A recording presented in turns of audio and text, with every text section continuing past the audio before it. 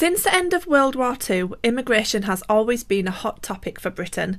It is regularly given a prominent position in party manifestos, in our newspapers, on TV talk show panels and across social media.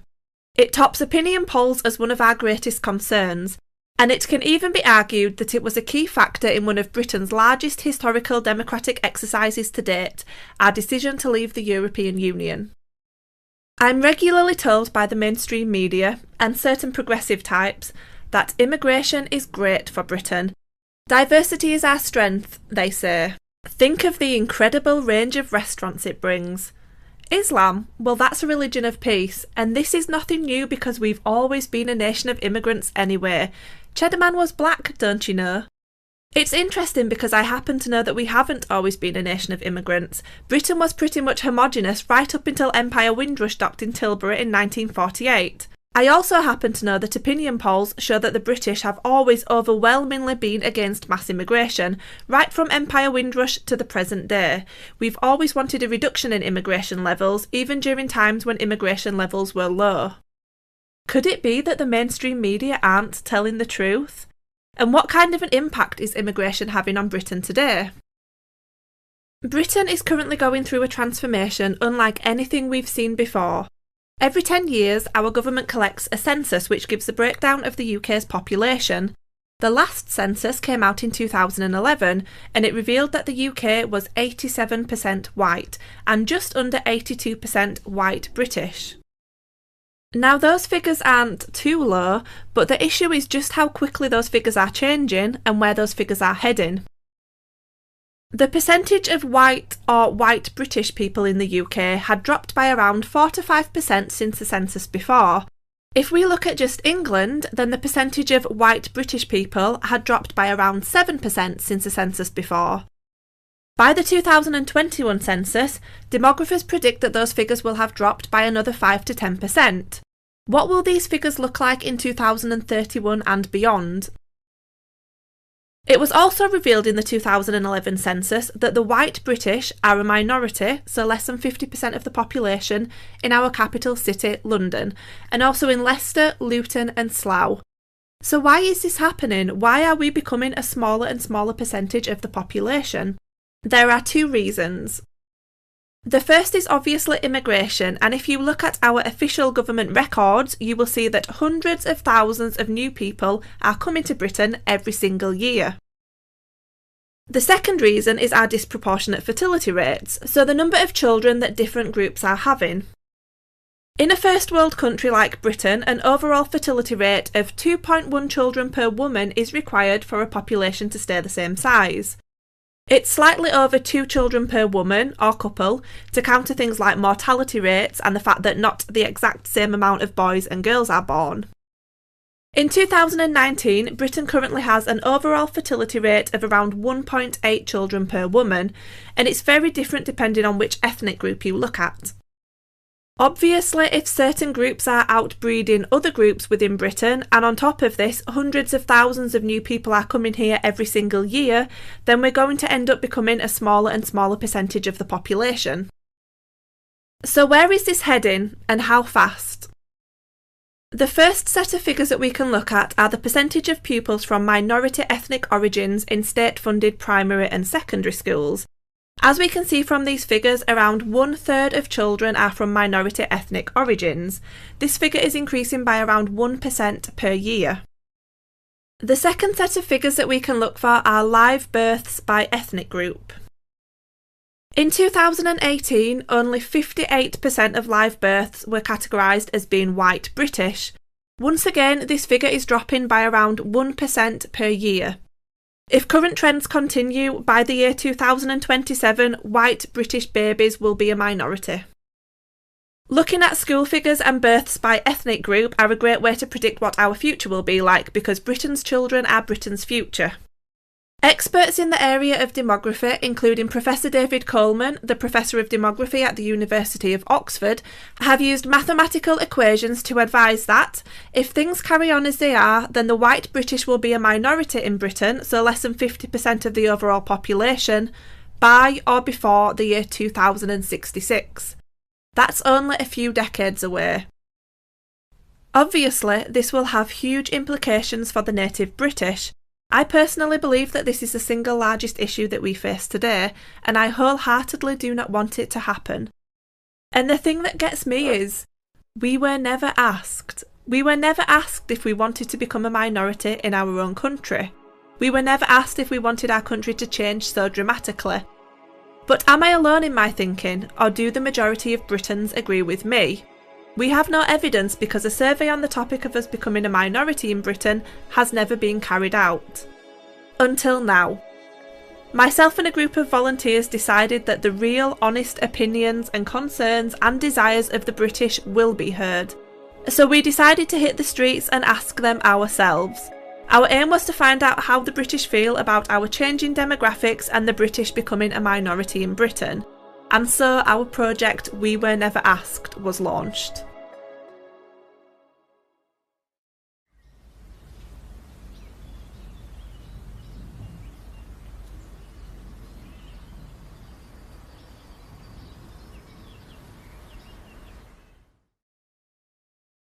On Saturday the 24th of August 2019, 40 to 50 patriots hit the streets to survey the British public on their thoughts on our changing demographics. In groups of 2 to 6 we visited cities across the country including London, Coventry, Manchester and Leeds. Wearing high-vis vests and carrying clipboards and our professionally printed surveys, we approached random members of the public and asked if they could spare a couple of minutes to answer a short selection of questions. We did not approach the public as nationalists as we did not want to influence their answers. Instead, we approached people as data collection volunteers, and we let the public make up their own mind without trying to impact the answers. It was always important to us that the results that we received were a true reflection of public opinion. The first part of the survey involved asking 3 questions about the respondents' personal details, namely gender, age and ethnic group. Even though we only wanted to survey the white British, we had to ask the ethnic group question as we could not assume that somebody was white British without their confirmation. In total, we surveyed 2,022 people who identified as being white British. There was a selection of people from other ethnic groups who completed the survey, but their results have not been included in our project. With regards to gender, we surveyed 1,002 people who identified as male and 1,020 people who identified as female. With regards to age, we surveyed a fair representation across the age spectrum. The percentages of each age group are shown on the screen now. 2.97% of people were marked down as prefer not to say. After collecting these answers, we then moved on to the 2 most important questions. Question 1 involved asking the public if they were aware of our changing demographics, and question 2 involved asking the public how they felt about it.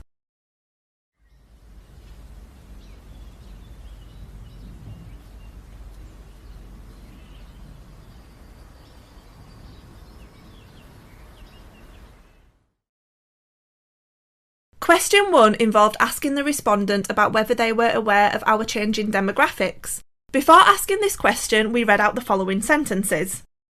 Based on current demographic trends, population experts predict white Britons could be a minority in Britain by 2060. White Britons are already a minority in London. We then showed the respondent 3 newspaper articles which are being shown on the screen now and which reported on our changing demographics.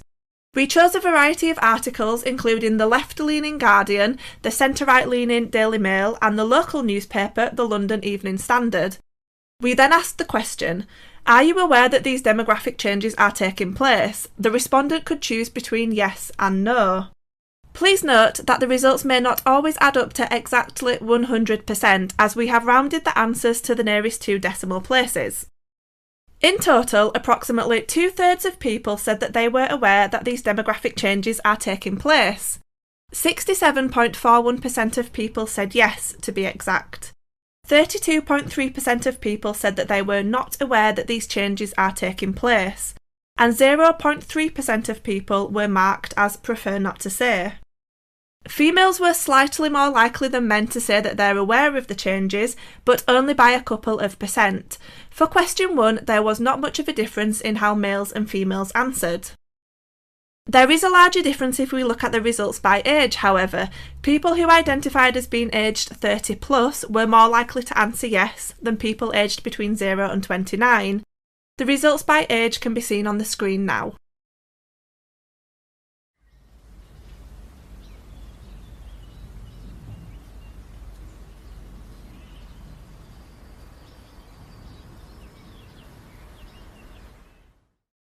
Question 2 involved us asking the respondents their opinion on our changing demographics. The question was asked as follows.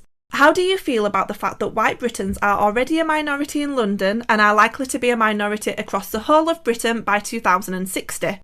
The respondents could choose between 3 answers.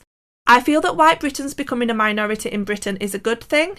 I feel that white Britons becoming a minority in Britain is a bad thing. And I have no strong feelings on the issue of demographic change. The results were as follows. Over 2/3, so 68.5% of respondents answered that they believe it is a bad thing. Only 4.8% of respondents answered that they believe it is a good thing. And 26.26% of respondents said that they had no strong feelings. If we break the results down by gender, the results are rather interesting. For both genders, the number of people answering that it's a good thing is pretty similar, under 5% in both cases. However, males are more likely to say that it's a bad thing, whereas females are more likely to sit on the fence and say that they have no strong feelings. Still, the number of people saying that it's a bad thing is around 2/3 for females and 3/4 for males. These results are echoed if we break the results down by age. Once again, whether it's younger people or older people, only around 5% of respondents answered that they believe that it's a good thing. However, older people, so those aged 30 plus, are more likely to say that it's a bad thing, whereas those aged under 30 are more likely to answer no strong feelings. Still, over half of young people aged 0 to 29 said that they believe that it's a bad thing, while a whopping 71.03% of over 30s said that it's a bad thing. It's sometimes difficult to demonstrate through statistics why people may have answered the way that they did. With question 2 in particular, around a quarter of respondents answered that they have no strong feelings on the topic of demographic change. This is why we decided to include the next part of the documentary, which is snippets of interview that I carried out with a number of the volunteers from the day. For example, it's impossible to show through statistics alone that a number of the people that we surveyed appeared scared to answer question 2, or at least answer the question in a certain way. Bearing this in mind, we hope that what you are about to hear will allow you to delve a little deeper into the public consensus from the day.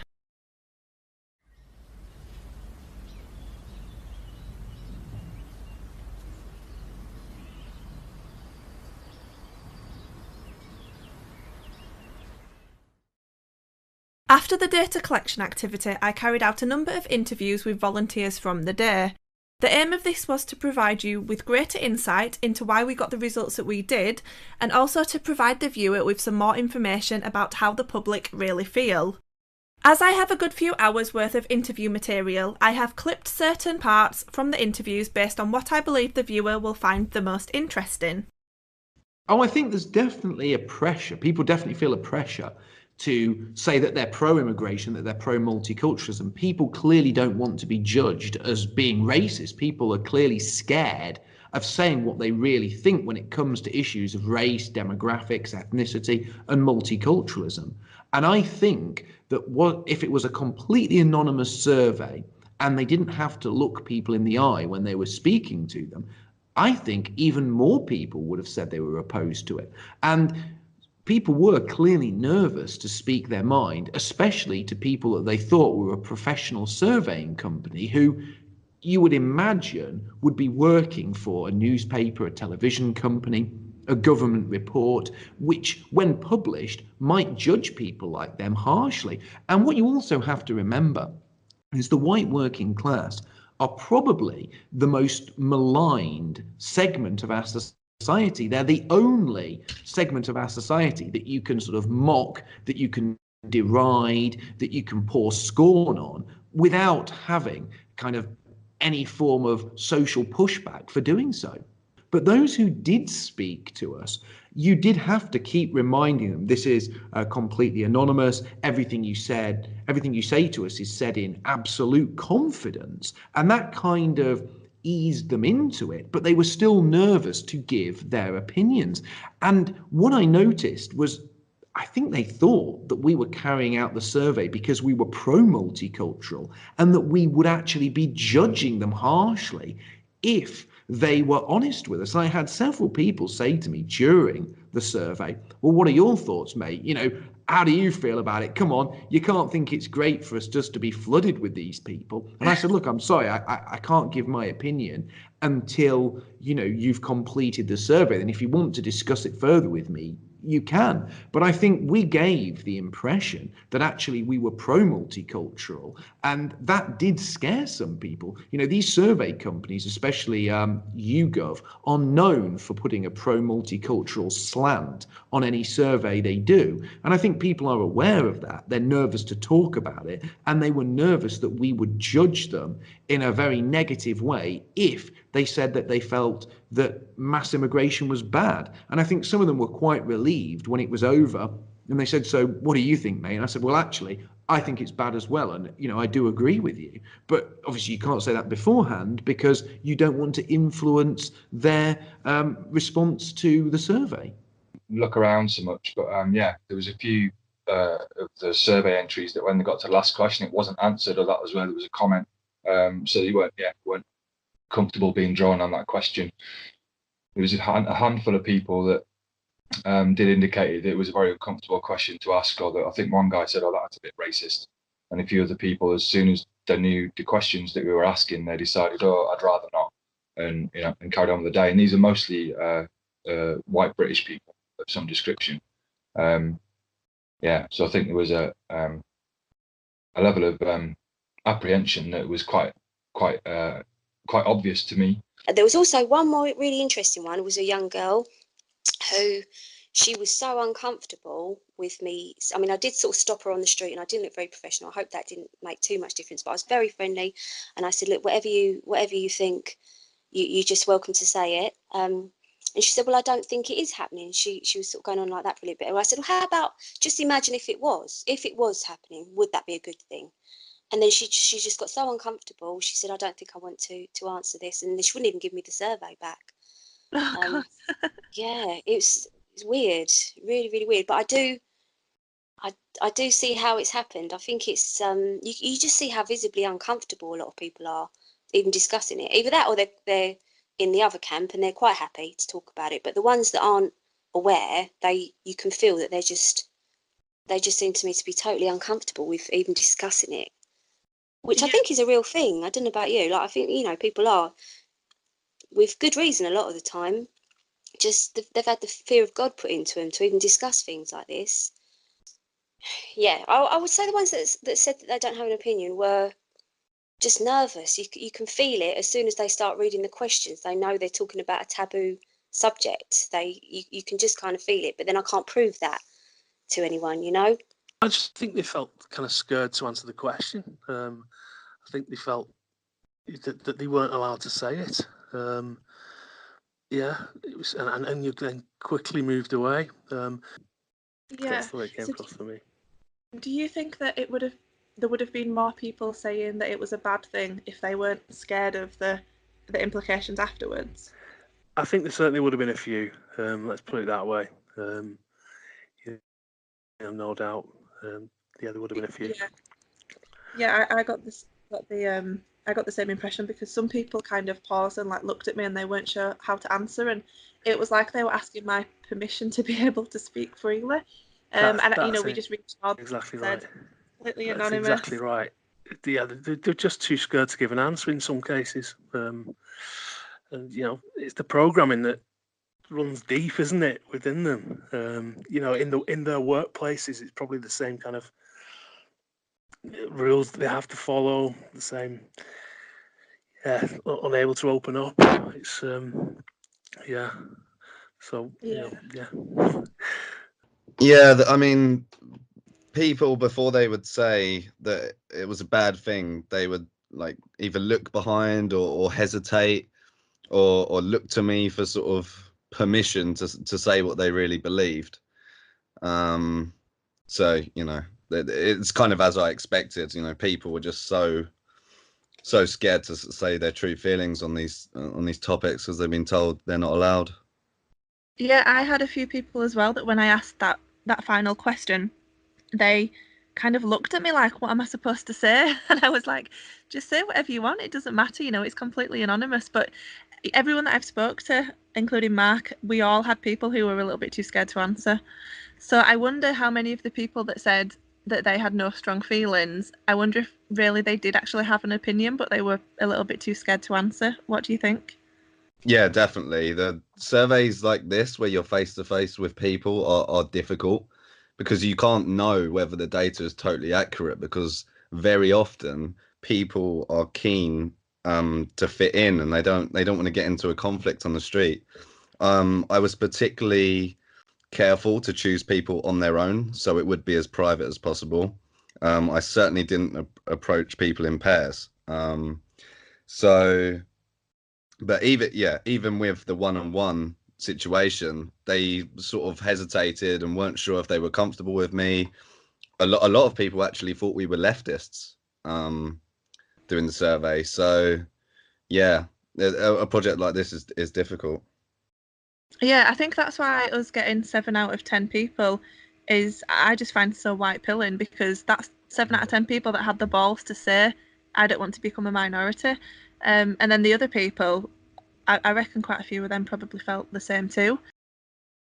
Oh, I did. I got plenty of people talking about how the town had changed, people talking about how they wanted immigrants to go back to their land of origin. And once people opened up and started to speak their mind, I found what they were saying was very, very similar to what people said to me when I was doing the Brexit stalls. At first, people were nervous. At first, people were looking over their shoulders.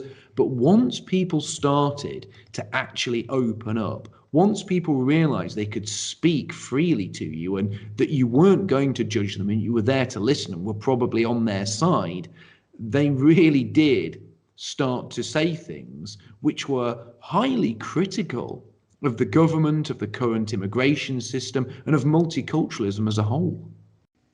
Yeah, she was quite concerned. She wasn't too fully aware of all the data and issues and numbers, but she was aware that she could see what was going on, and she could see various places in all around Greater Manchester. A lot of the churches have been taken over. There's various, I mean, I'm sure people are familiar with the situation. That's what she could see in front of her in everyday life, what she was concerned about. And she was there with the kids going to town. It's like she was there in the moment, in the middle of it all, going, yeah, this is a little bit much, kind of thing. She wasn't too scared, but she was kind of a bit worried that stuff's really changing quite quickly. And the majority, the most interesting situation that I came across was a guy in his kind of mid-20s. And I asked him the survey, and then he really opened up afterwards, and he wanted to discuss it with me further. He was telling me he was from a racially segregated area in Bolton, and yeah, he really wanted to carry on the conversation. It made him frustrated. It made him angry that he has to live in this divided place. And yeah, these were his words. It was fine at school when we all integrated, but now we hate each other. It just doesn't work. There's a dividing line through the community. So yeah, that was really interesting. Yeah, so there was an 18-year-old lad. He was sort of going to the bus stop, and I stopped him and said, would you mind doing it? And immediately he sort of said, what? We're going to be a minority in 40 years? And I said, yeah, white people aren't having enough children, and mass immigration is happening. And he just couldn't get his head around it. It was like, I'm not racist. I love multiculturalism, but we're the English. What about identity? I think identity is really important. And I was like, yeah, I'm an identitarian. I agree with you. And it was quite surprising to hear those words from someone that was totally oblivious to the political scene. He literally just he realized how important identity was without being prompted. And he said, "Oh, you've ruined my day now." And I said, "Well, sorry, but you know, it's something we have to live with and work to correct." They didn't sound off and go bananas on us, but there was a couple that were really angry together about what's happening, and they were totally aware. So there's much more. The ones that say yes, they're not happy with it, they're not happy about it. They're totally aware, because I suppose it's partly personality as well, isn't it? I remember when I'd finished my packet of surveys and I walked over to you and you were speaking to a young woman and you asked her the last question and then she went, "Oh no, sorry, I'm not interested. I don't want any of them here." And then she walked off. So she thought you were pro-immigration. Yeah, she seemed really angry about it. When I told her, I think that she was very shocked. She was one of the people who didn't actually know it was going on, and I had to explain it to her. She said, "Oh, well, what's demographic change?" I said, "Well, it's the changing makeup of the UK." And she said, "Well, what are you saying?" I said, "Well, I'm saying that white people that look like you, will be a minority by 2060, according to the data that we've been presented." And when I said that, she was absolutely appalled. She head up in the air and walked off angrily, as if I was advocating for that. And I think that was another thing I noticed amongst young women like that. They were clearly quite angry, and you could probably correlate that to the fact that they are young mothers and they want to protect their children. They don't want to see their children become a minority. I think that the people that might have been indifferent, I think they did often enter into why they were indifferent, and I do remember quite a chunk of them sort of thinking, well, there's not much we can do now. It's already had an effect here, and not people that might know the situation as much as people like us doing surveys and doing the nationalist activity. But yeah, there's a bit of that antipathy, I think it is. They were just like, yeah, it's happened, it's happening. It's not so much of a bad thing, really, is it? Let's just carry on, kind of a bit resigned to it. I think really there was a big chunk of that kind of feeling, like, but again, not really understanding the people's opinions at a deeper level. It's quite easy to think that's people just thinking that, but yeah.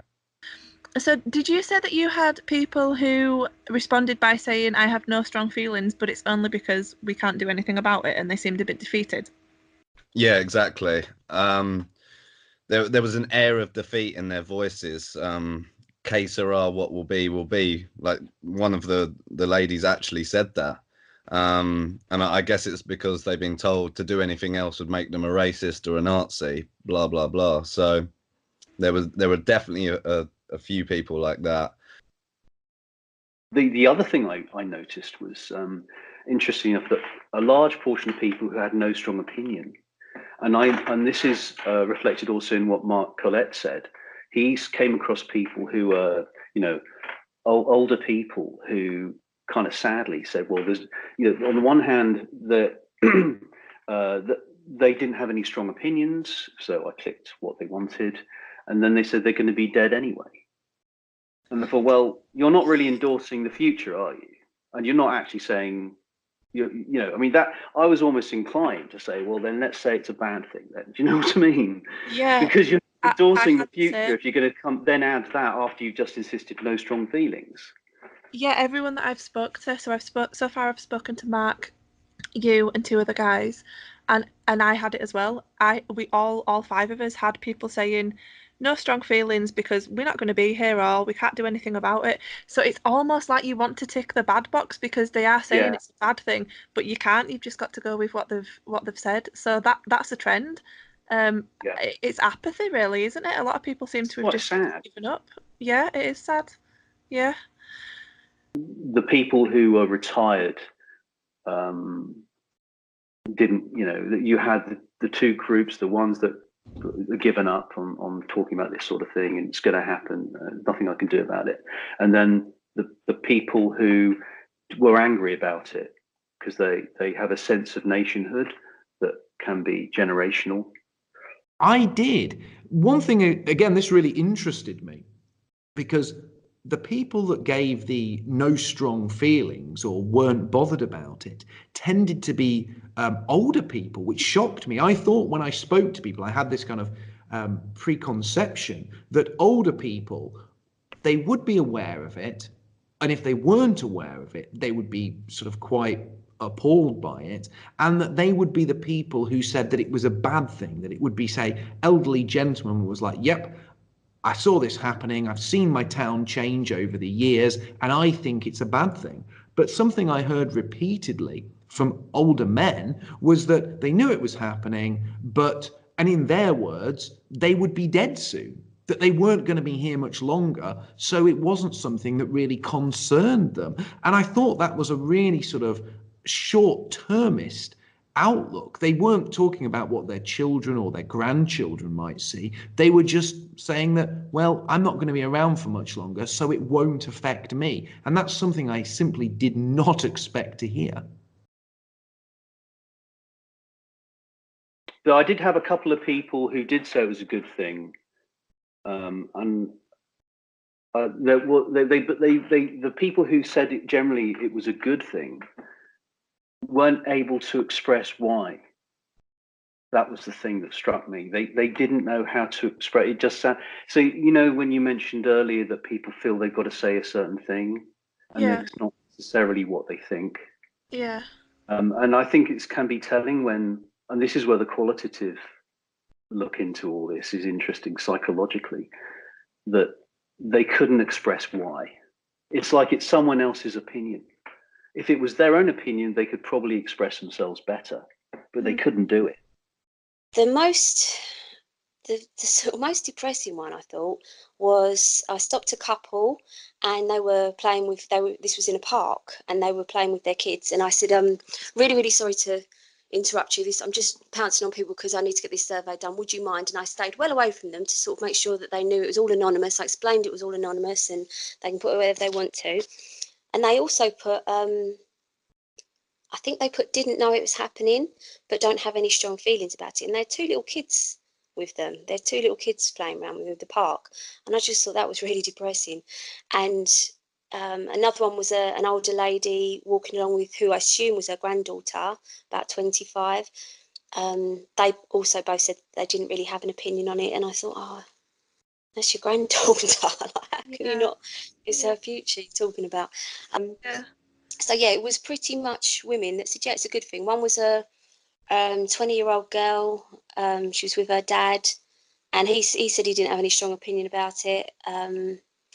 She looked really pleased with herself when she gave me back the thing, and I thought I would have loved to, but I really thought that the idea was that we were trying to appear neutral and therefore not influence any opinions, and to genuinely get what people think about it. I mean, as much as I think they're all nuts, it's handy to know, isn't it? Like you do want to know if people genuinely think that. I had one person say it was a good thing.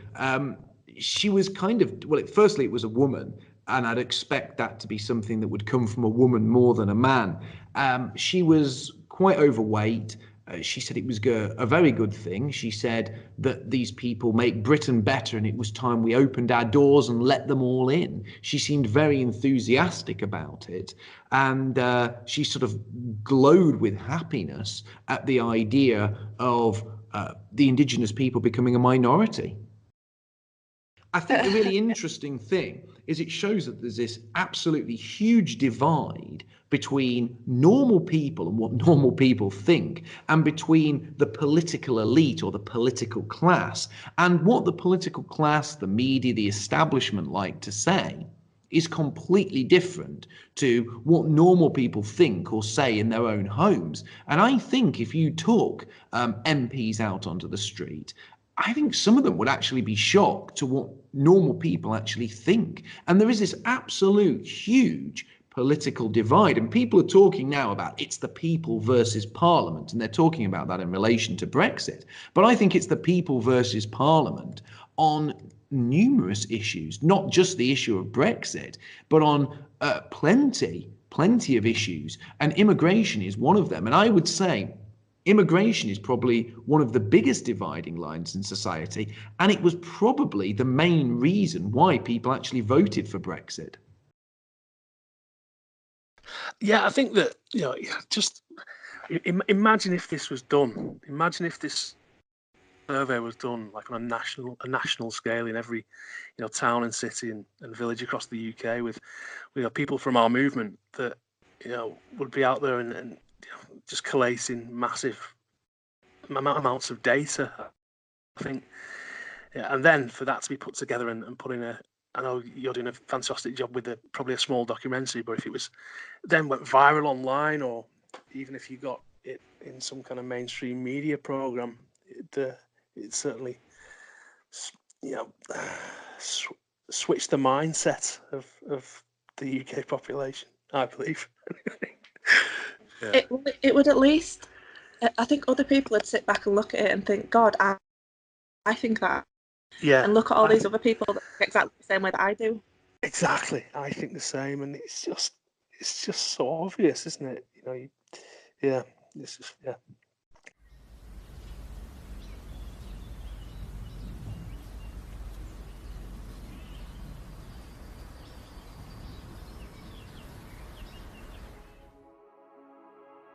The results of this project demonstrate that the British public are overwhelmingly against our current and future demographic changes. The consensus is that an overall majority do not want to become a minority in Britain. In fact, only around 5% of British people agree with the way that things are going. This means that the immigration policies which previous governments have implemented and which our current government continue to maintain are being carried out against the wishes of the British public. We now have a piece of evidence that counters the lies of the mainstream narrative that teaches us that the majority of Britons want these levels of immigration. We don't. And know that any future actions of our representatives relating to immigration, except those that reverse these trends, are nothing short of acts of treason. We will no longer accept the desires of the majority being ignored so that the desires of the minority can be respected. I urge any viewers of this documentary who care for Britain and the British to share this information. I once again thank everybody who was involved in this project, and finally, I point you in the direction of our supporting website for those who wish to find out more. Thank you for listening.